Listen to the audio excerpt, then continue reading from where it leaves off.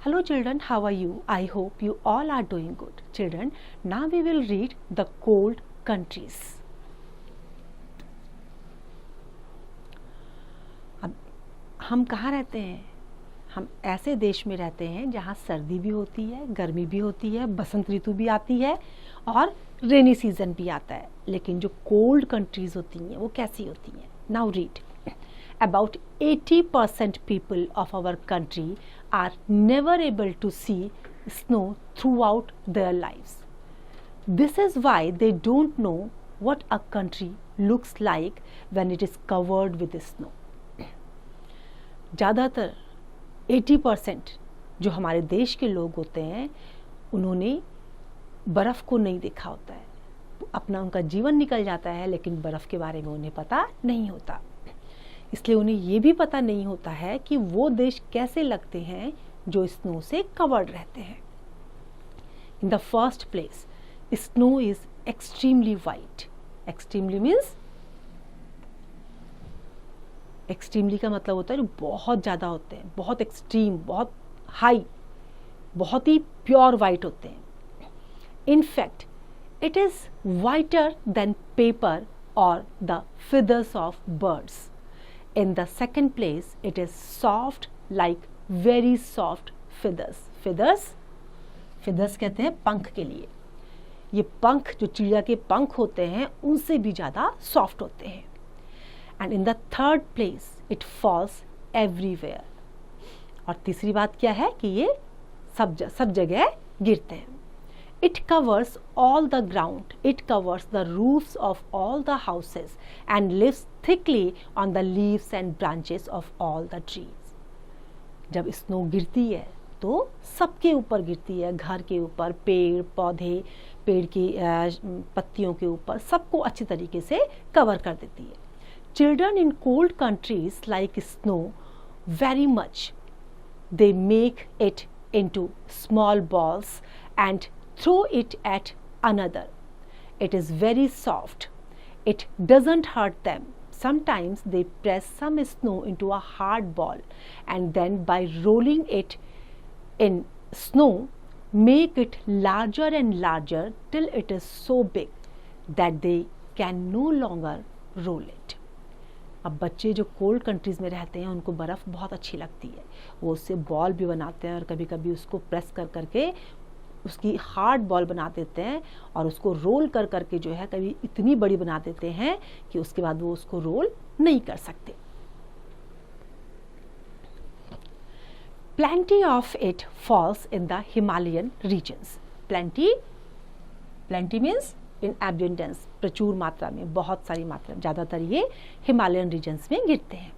And there is a snow on the tops of a Himalayas throughout the year. In winters, the ground, houses, roads, trees and other things are covered with snow in many hill stations like Shimla.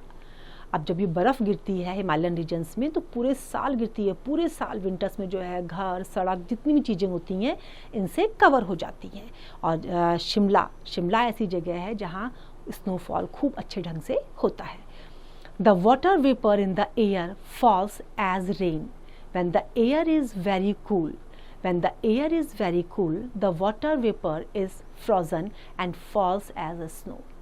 हवा में क्या होते हैं? Water vapours होते हैं और जब वो जम जाते हैं, बिल्कुल फ्रीज हो जाते हैं तो वो स्नो बॉल की तरह से नीचे गिरने लगते हैं. The snow that falls in winter on low ground melts when the weather becomes warmer. Melt होना, पिघलना. जब हीट उसके ऊपर आएगी तो क्या होगा? वो स्नो पिघलनी शुरू हो जाती है और जब वेदर गर्म होता है तो स्नो मेल्ट होना शुरू हो जाती है. And then runs into streams and rivers. और उसके बाद पिघल के कहाँ जाती है? वो रिवर्स में और फिर सी में. The snow that falls high up in the mountains doesn't melt there. However, the snow lying on steep hillsides often slides down the hill. Its own weight makes it to do this. Sometimes great quantity of snow slides down the mountains in this way and carries with it rocks and even houses and cause many people to die. जो snow बहुत ऊपर mountains में जो गिरती है वो ज़्यादातर melt नहीं होती है, लेकिन जो स्टीप हिल साइड्स में होती हैं वो अपने ही वेट के कारण जब हैवी हो जाती हैं तो नीचे गिरना शुरू हो जाती हैं, और जब नीचे गिरती हैं तो अपने साथ जो माउंटेन्स में रॉक्स और हाउसेस भी होते हैं उनको भी नीचे गिरा देती है। इसकी वजह से कई बार लोग मर भी जाते हैं। Some of the winter snow is carried down by these snow slides into valleys where the heat of the sun is strong enough to melt it. Such snow slides are very common among lofty mountains, but the snow doesn't all come down from the mountains in snow slides. Most of it comes down in the form of river of ice. Some of the winter's snow carried down by these snow slides into valleys. जहाँ सन की heat बहुत ज़्यादा होती है वहाँ क्या होता है, ये स्नो स्लाइड्स जो हैं विंटर स्नो को नीचे वैलीज़ की तरफ लेकर के आते हैं, और जो इस तरह के स्नो स्लाइड्स होते हैं वो लॉफ्टी माउंटेन्स में बहुत कॉमन होते हैं। लेकिन जो ये स्नो स्लाइड्स होते हैं ये सब नीचे नहीं आते हैं स्नो स्लाइड्स में, इसमें से बहुत से ज़्यादा रिवर ऑफ आइस की फॉर्म में नीचे आते हैं। If you make a ball of snow and press it for some time, it becomes very hard and clear. It changes into ice. Such a ball of snow should never be thrown at anyone because it may injure him or her. अगर snow ball आप press करके बनाते हैं तो वो क्या होती है, बहुत हार्ड हो जाती है, और इस तरह की स्नो बॉल को किसी के ऊपर नहीं फेंकना चाहिए, क्योंकि क्या होगा अगर आप इसको फेंकोगे तो पर्सन को चोट लग सकती है। The same thing happens to the masses of snow on lofty mountains. The great weight of this presses the lower part of it into ice and forces it to slide down the mountain slowly and along the valley below. और same यही चीज़ किसके साथ होता है, जो Lofty mountains में snow होते हैं, उनका जो वेट और जो उनका जो प्रेशर जब पड़ता है लोअर पार्ट पे तो वो क्या करते हैं, उसको फोर्सफुली नीचे की तरफ को स्लाइड डाउन उसको कर देते हैं, और फिर वो कहाँ आ जाता है, वैली के साथ साथ नीचे आ जाता है। This mass of ice is called a glacier. इसको क्या कहते हैं, glacier. It is in fact a river of ice. ये क्या है, रिवर ऑफ आइस। जो ग्लेशियर है वो रिवर ऑफ आइस है। You cannot see it move but it does move, though sometimes only a few inches in a day. अब आपको ये लगेगा कि ये रिवर ऑफ आइस मूव नहीं करता है, इस ग्लेशियर मूव नहीं करता है, लेकिन थोड़ा थोड़ा करके ये मूव करता है। सम रिवर्स ऑफ आइस और glaciers come down into valleys, but at last the heat of the sun is stronger enough to melt the ice. कुछ जो ये रिवर ऑफ आइस और जो ग्लेशियर होते हैं नीचे वैलीज की तरफ को आ जाते हैं, लेकिन जो सूरज की हीट होती है वो इतनी ज़्यादा होती है कि ये पिघल जाते हैं, and then the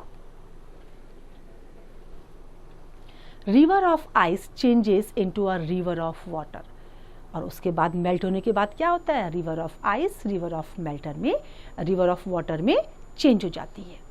many of the rivers that rise in the Himalayas are glacier rivers, their sources are glacier. जो बहुत सी नदियां हैं उनके सोर्स क्या है वहाँ पर, glacier. Some of the largest rivers of Europe, North America and North Asia are also glacier rivers. और इन जगह की बहुत सी रिवर्स ग्लेशियर रिवर्स हैं। In the very cold countries within the Arctic Circle, the sun is never strong enough to melt the glacier.